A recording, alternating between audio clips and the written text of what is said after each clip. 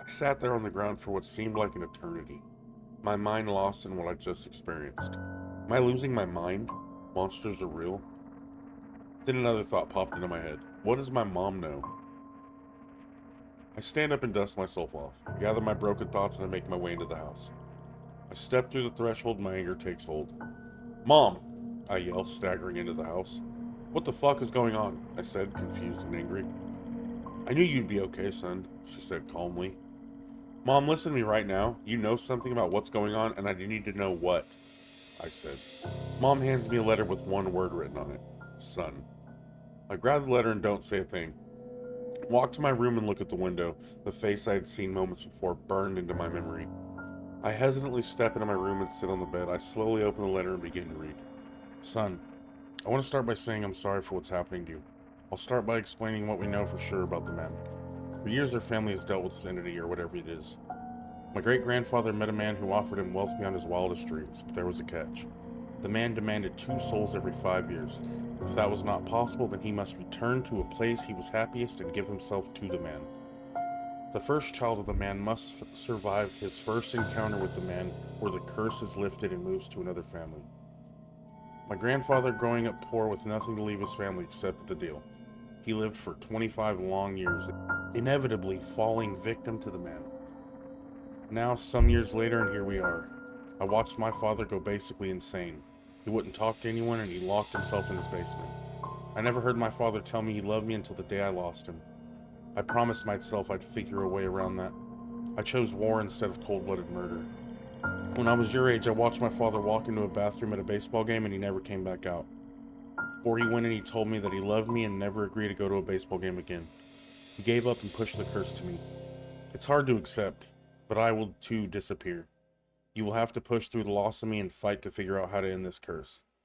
My father lived till 53. The curse given him at 18.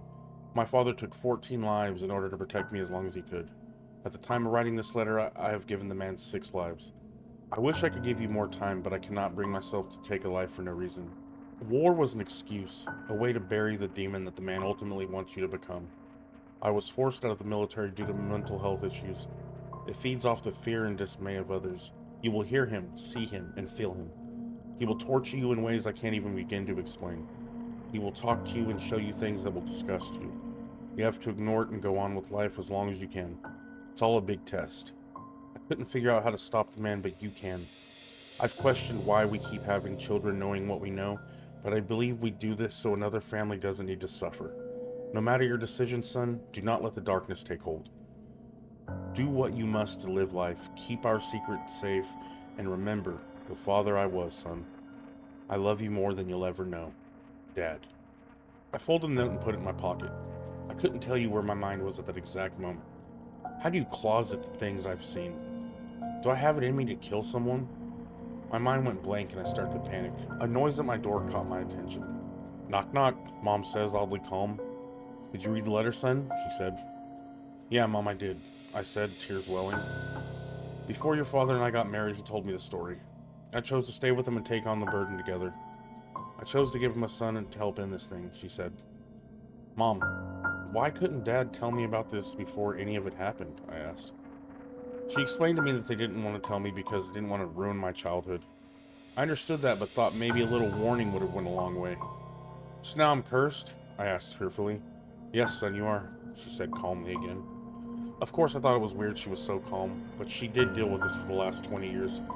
I stood there confused and afraid. A curse pinned to me like an evil little sticky note for later. Nothing I could do or say could make my mind slow down. God damn it, a curse, huh? I thought to myself. Whatever you decide to do, son, I'll be behind you the whole way, she said. So the man doesn't bother you at all? I asked. No, it's not how it works, son, she said. As far as your father knew, there were no real rules to follow. The man requires 2 human souls every 5 years or you die. That's it, she said. Oh, great, Mom. Let me get right on that, my sarcasm bleeding through my anger. Kind of a lot to unpack, Mom, don't you think? I said.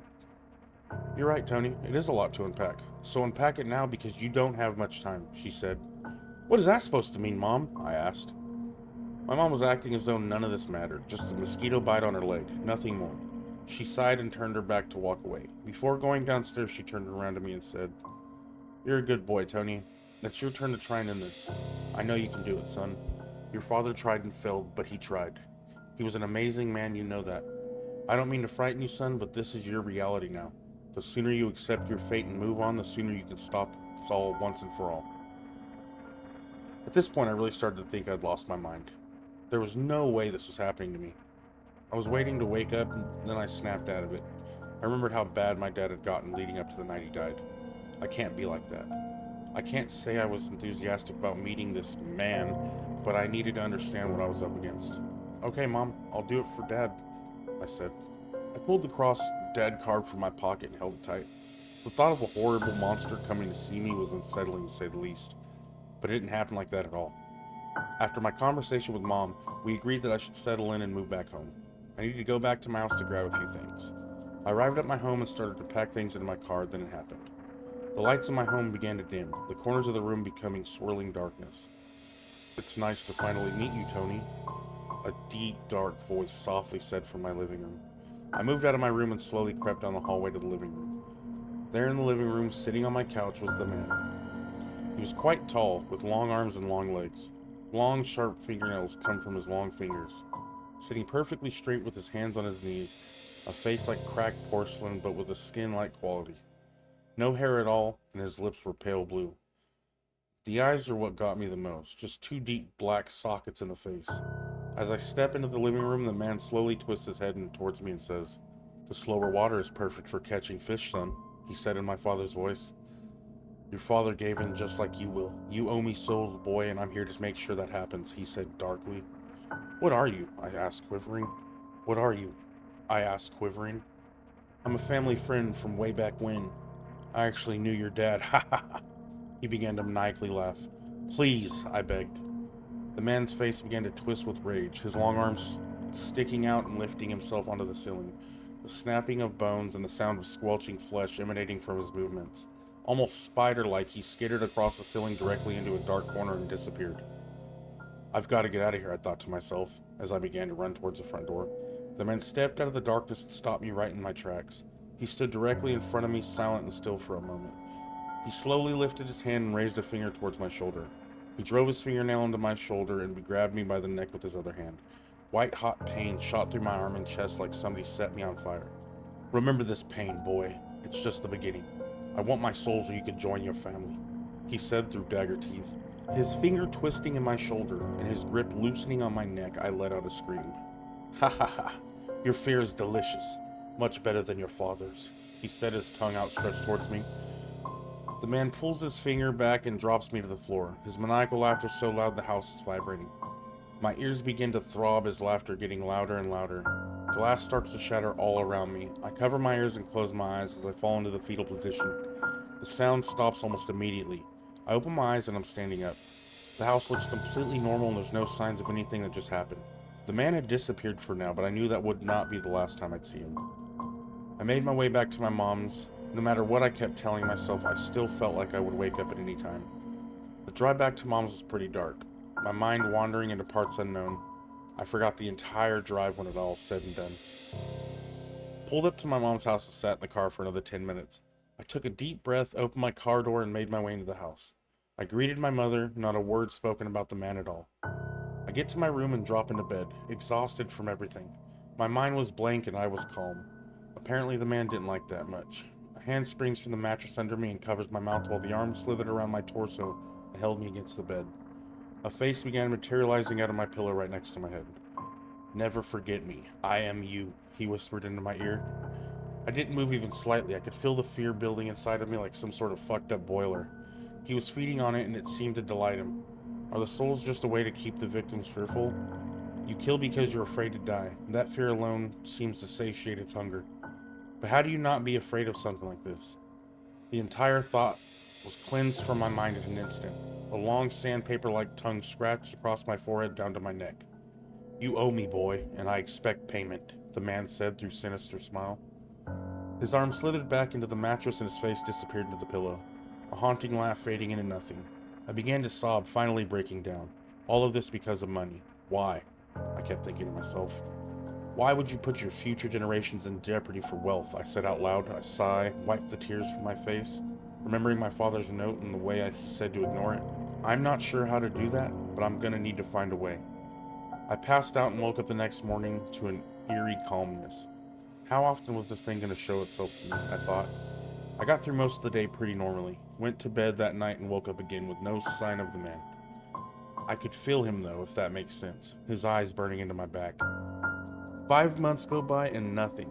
Aside from the weird feelings of being watched and whispers every now and then, it was basically uneventful. The thought of killing someone waging a battle in my head with my moral values. I could understand why my grandfather locked himself away. The feeling of planning a murder is worse than the murder itself, it seemed. I'd be at work and begin to daydream about how to do it. It honestly made me feel like the monster, but I had no choice. It would be 2 more years before I finally deposited my first soul. I was on my way home from work one rainy night. Boy! The man's voice piercing my ears. At that moment, the steering wheel rips out of my hand and I begin to slide. A car coming in the opposite direction swerves out of my way and drives off the road. I screech to an abrupt stop in the middle of the road, hop out of my car, and sprint towards the other vehicle. As soon as I got the car in my sight, I could see it had smashed into a tree. I walked to the car and noticed movement. I tried to open the door, but it's jammed. Hello, are you okay in there? I said. I'm gonna get you out of there, I yelled. I grabbed the handle and began to yank the door. The car began to rock violently. I finally get the door to swing open and I see him. The man is in the back seat, smiling, arms outstretched, holding the driver's mouth wide open. The man slowly moves into the front seat, never breaking eye contact with me. He smiles at me and begins to put his arm down the man's throat. The driver's eyes wide with terror and pain. I stood there frozen in horror. I could feel the fear pulsing from me like some aura, and the man was loving it. The driver's eyes turned to foggy white and he slumped over. The man pulled his arm from inside the driver with a squelch and began to speak. Very good, boy. Very good indeed, the man said in his deep, evil voice.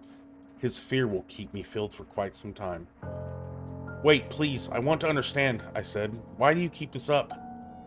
Greed, boy. Don't you know that's a sin? He said. The man slithered over the driver and out of the car in front of me. I backed away a few feet and stopped. It was so quiet all of a sudden, not a single noise besides his voice. He leaned down to me, bones creaking. You owe me one more soul, boy, he said. There has to be something I can do to end this, I said through tears. The man outstretched his hand and wiped a tear with his finger. He licked the tear off his fingernail with a disgustful look. An evil smile sprang across his face. It's your fear I want, boy, not your sadness, the man said as he turned around and grabbed the driver's body from the car and began to use it like some hellish marionette. Don't go camping, son, it screamed in glass-shattering screech as he began to move the driver. I love you, son, it began to chant over and over, the driver's limp, dangling limbs moving left to right, his mouth hanging agape. He moved closer until the driver's feet were dangling in my face, the familiar feeling of pure terror emanating from my body. His evil song flooding my mind like some fucked up hymn.